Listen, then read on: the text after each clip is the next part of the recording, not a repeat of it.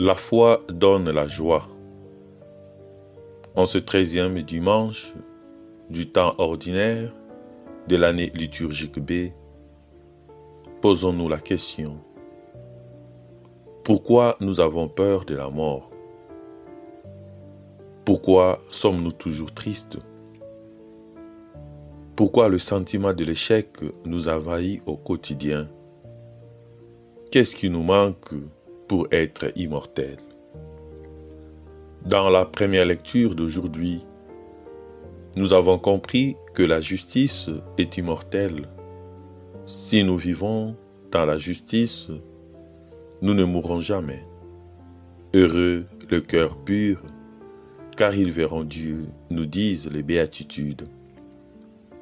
Saint Paul nous invite dans la deuxième lecture de ce dimanche à la générosité.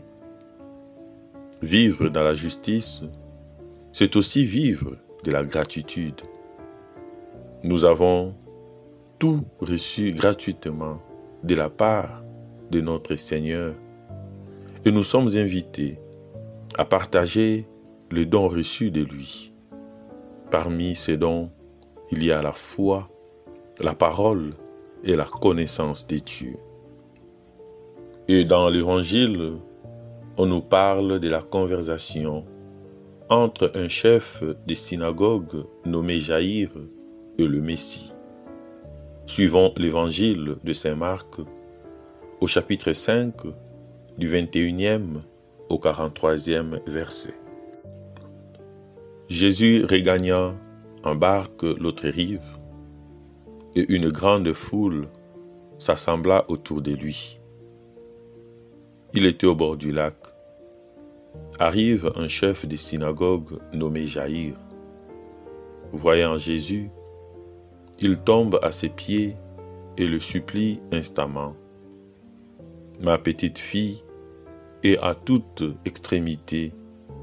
Viens lui imposer les mains pour qu'elle soit sauvée et qu'elle vive. Jésus partit avec lui, et la foule qui le suivait était si nombreuse qu'elle l'écrasait. Or, une femme qui avait de perte de sang depuis 12 ans, elle avait beaucoup souffert du traitement de nombreux médecins, et elle avait dépensé tous ses biens sans aucune amélioration. Au contraire, son état avait plutôt empiré. Cette femme donc, ayant appris ce qu'on disait de Jésus, vint par derrière dans la foule et toucha son vêtement. Car elle se disait, si je parviens à toucher seulement son vêtement, je serai sauvée. À l'instant, l'hémorragie s'arrêta et elle ressentit dans son corps qu'elle était guérie de son mal. Aussitôt, Jésus s'est rendu compte qu'une force était sortie de lui. Il se retourna dans la foule et il demandait « Qui a touché mes vêtements ?» Ses disciples lui répondaient « Tu vois bien la foule qui t'écrase et tu demandes « Qui m'a touché ?» Mais lui regardait tout autour pour voir celle qui avait fait ce geste. Alors la femme, craintive et tremblante, sachant ce qui lui était arrivé, vint se jeter à ses pieds et lui dit toute la vérité. Mais Jésus reprit, « Ma fille, ta foi t'a sauvée. Va en paix et sois guérie de ton mal. » Comme il parlait encore, des gens arrivent de la maison de Jaïr pour annoncer à celui-ci, « Ta fille vient de mourir. À quoi bon déranger encore le maître ?» Jésus, surprenant ces mots, dit au chef de la synagogue, « Ne crains pas, crois seulement. » Il ne laissa personne l'accompagner, sinon Pierre, Jacques et Jean, son frère. Ils arrivent à la maison du chef de synagogue. Jésus voit l'agitation et des gens qui pleurent et poussent de grands cris. Il entre et leur dit, « Pourquoi cette agitation et ces pleurs ?» L'enfant n'est pas morte, elle dort. Mais on s'est moqué de lui. Alors, il met tout le monde dehors, prend avec lui le père et la mère de l'enfant et ceux qui l'accompagnent. Puis il pénètre là où reposait la jeune fille. Il saisit la main de l'enfant et lui dit « Talita koum », ce qui signifie « Jeune fille, je te le dis, lève-toi ». Aussitôt la jeune fille s'éleva et se mit à marcher. Elle avait 12 ans. Ils en furent complètement bouleversés. Mais Jésus leur recommanda avec insistance que personne ne le sache, puis il leur dit de la faire manger. Acclamons la parole de Dieu.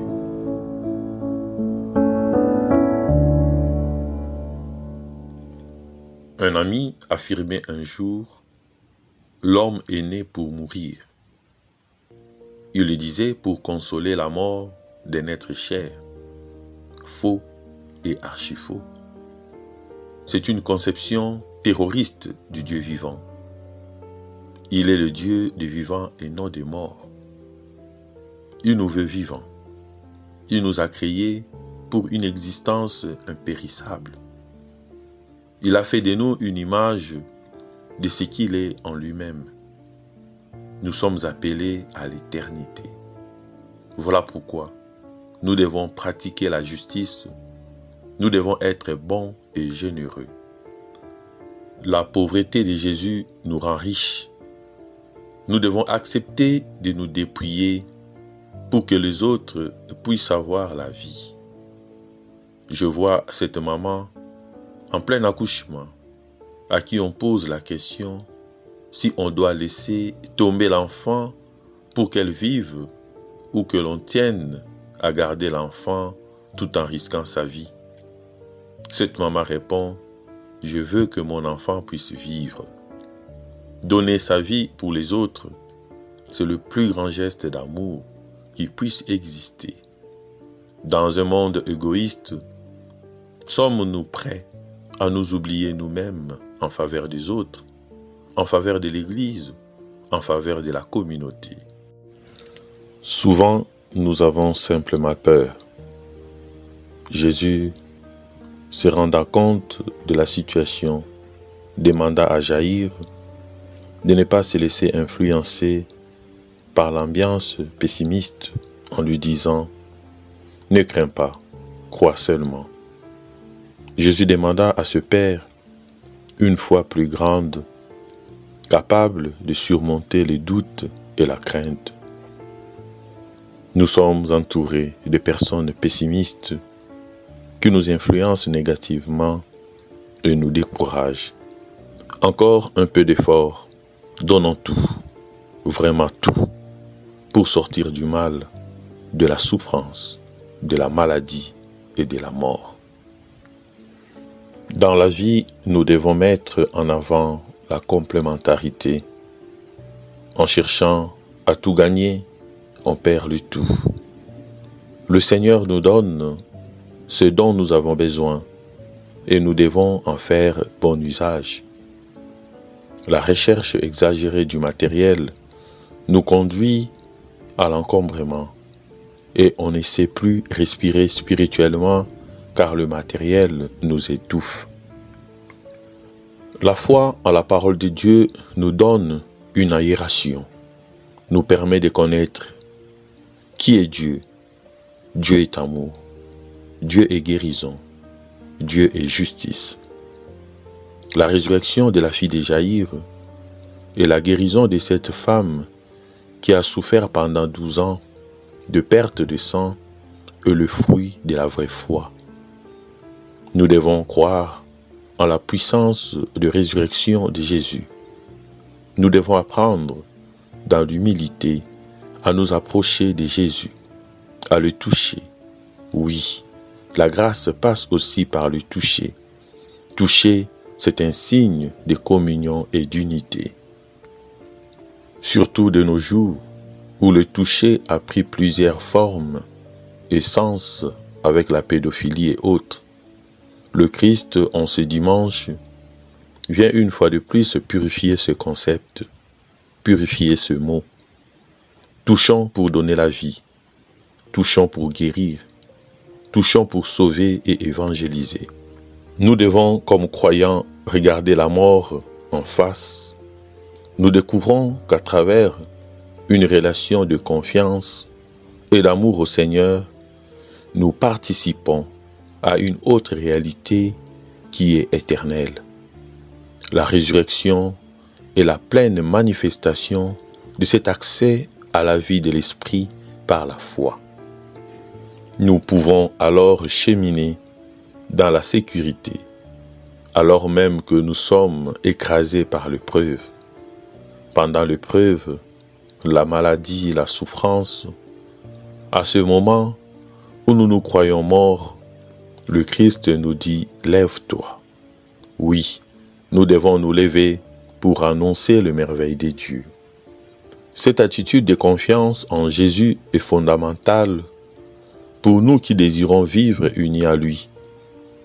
Nombreux sont les maladies de tout genre qui peuvent nous assaillir. Il existe aussi des morts morales, spirituelles. Mais si nous touchons Jésus avec foi, si nous insistons pour le placer dans nos vies, si nous répondons à son amour par une sainte vie, nous serons libérés et rendus à la vie de vivre avec lui par la miséricorde qu'il nous offre chaque jour. Prions le Seigneur de nous apprendre à nous tourner vraiment vers lui. En fixant sur lui notre regard, nous pourrons poursuivre notre route sans nous laisser ébranler par les obstacles auxquels nous nous heurtons. Amen.